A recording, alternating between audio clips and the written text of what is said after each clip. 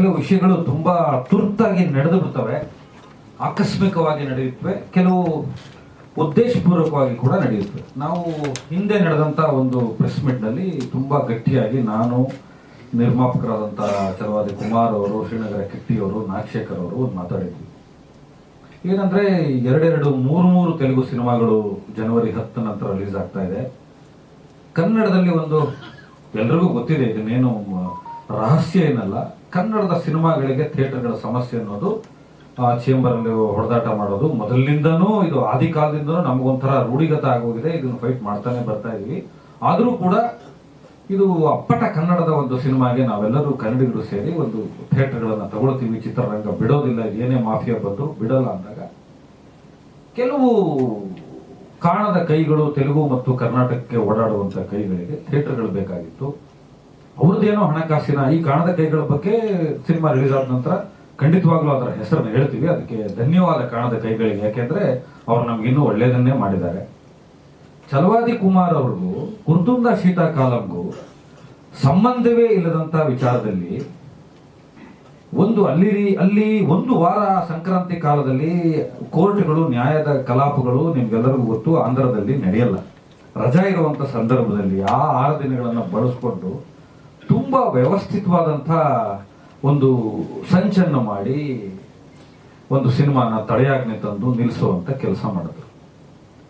ನಾನು ಗುರ್ತುಂದ ಶೀತಕಾಲಂ ಕಾಲಘಟ್ಟದಿಂದನೂ ನಾಗಶೇಖರ್ ಅವ್ರ ಜೊತೆ ಒಡನಾಟ ಇಟ್ಕೊಂಡಿದ್ದೀನಿ, ಓಡಾಡ್ತಾ ಇದ್ದೀವಿ. ಅದರ ಪಬ್ಲಿಸಿಟಿಗೆ ಹೋಗಿದ್ದೆ, ಅದರ ರಿಲೀಸ್ಗೆ ಹೋಗಿದ್ದೆ, ಅದರ ಕೊನೆ ಹಂತದ ಚಿತ್ರೀಕರಣದಲ್ಲಿ ಪಾಲ್ಗೊಂಡಿದ್ದೆ. ಅದೇ ನಿರ್ಮಾಪಕರು ನಮ್ಗಳ ಎದುರುಗಡೆ ಹೇಳಿದ್ರು, ಈ ಸಿನಿಮಾ ಲಾಭ ಆಗ್ಲಿ ನಷ್ಟ ಆದ್ರೂ ಏನೇ ಆದ್ರೂ ನಮಗೆ ಇನ್ನೊಂದು ಸಿನಿಮಾ ಮಾಡಿಕೊಡಬೇಕು ಅನ್ನೋದಷ್ಟೇ ನಾಗಶೇಖರ್ ಮತ್ತು ಅವರ ನಡುವೆ ಇದ್ದಂತ ಒಂದು ಅಲಿಖಿತ ಮತ್ತು ಇನ್ನೊಂದು ಲಿಖಿತ ಒಪ್ಪಂದ ಇತ್ತು. ಇದರಲ್ಲಿ ಶ್ರೀನಗರ ಕಿಟ್ಟಿಯವರ ಮಹಾನದಿ ಕ್ರಿಯೇಷನ್ಸ್ ಎಲ್ಲಿಂದ ಬಂದುಬಿಡುತ್ತೆ, ಛಲವಾದಿ ಕುಮಾರ್ ಅವರ ಪವಿತ್ರ ಇಂಟರ್ನ್ಯಾಷನಲ್ ಎಲ್ಲಿಂದ ಬಂದುಬಿಡುತ್ತೆ. ಸೊ ಈ ತರದ್ದು ಪ್ರಯತ್ನಗಳನ್ನು ಅವರು ಮಾಡ್ತಾನೆ ಇರ್ತಾರೆ, ನಾವು ಗೆಲ್ತಾನೆ ಇರಬೇಕಾಗತ್ತೆ.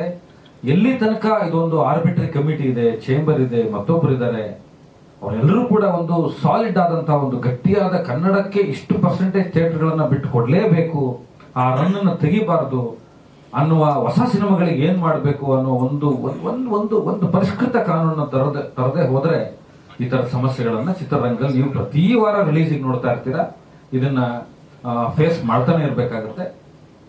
ನಾವು ಇನ್ನೊಂದಷ್ಟು ಜನರ ಹತ್ರಕ್ಕೆ, ಇನ್ನೊಂದಷ್ಟು ಗಟ್ಟಿಯಾಗಿ ಜನರ ಹತ್ರಕ್ಕೆ ಹೋಗೋದಕ್ಕೆ ಇದು ಸಹಾಯ ಆಯ್ತು ಅಂತಾನೆ ಹೇಳ್ಬೋದು. ಯಾಕೆಂದ್ರೆ ಯಾವುದೇ ಕಲ್ಲು ಹೆಸರು ಅದನ್ನ ಹಿಡ್ಕೊಂಡು ಮನೆ ಕಟ್ಟುವಂತಹ ಮತ್ತು ವಿಗ್ರಹಗಳನ್ನ ಕೆತ್ತಿ ಪ್ರತಿಷ್ಠಾಪನೆ ಮಾಡಿ ದೇವರು ಮಾಡುವಂತ ರೂಢಿ ನಮ್ಗೆಲ್ಲರಿಗೂ ಆಲ್ರೆಡಿ ಇದೆ.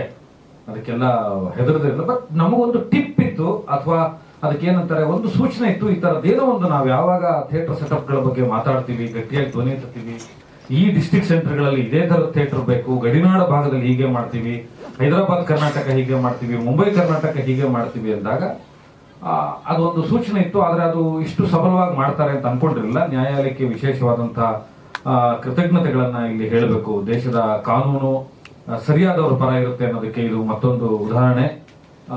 ಸಂವಿಧಾನಕ್ಕೆ ನಾವು ಗೌರವಿಸ್ತಾ ಈಗ ತಾರೀಖನ್ನ ಮುಂದೆ ಯಾವಾಗ ಬರುತ್ತೆ ಅನ್ನೋದನ್ನ ನಿರ್ಮಾಪಕರು ಹೇಳ್ತಾರೆ, ಈ ಕೋರ್ಟ್ ಪ್ರೊಸೀಜರ್ ಏನಾಯ್ತು ಅಂತ ಹೇಳ್ತಾರೆ. ಇದು ಇನ್ನೊಂದಷ್ಟು ಪ್ರಚಾರ ಮಾಡೋದಕ್ಕೆ, ಕೆಲಸ ಮಾಡೋದಕ್ಕೆ, ಗಟ್ಟಿಯಾದ ಥಿಯೇಟರ್ ಸೆಟಪ್ ಗಳನ್ನ ಮಾಡೋದಕ್ಕೆ ಅನುಕೂಲ ಆಗುತ್ತೆ. ನಿಮ್ಗೆ ಗೊತ್ತಿರುವಂತೆ ಒಂದು ಸಲ ಥಿಯೇಟರ್ನ ಸೆಟಪ್ ಮಾಡಿ.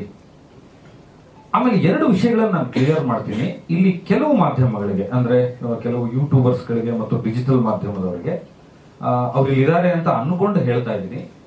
ಇಲ್ಲಿರೋದು 3 ಪಿಲ್ಲರ್ಸ್ ಸಂಜು ವೆಟ್ಸ್ ಗೀತಾ ಭಾಗ 2ರಲ್ಲಿ.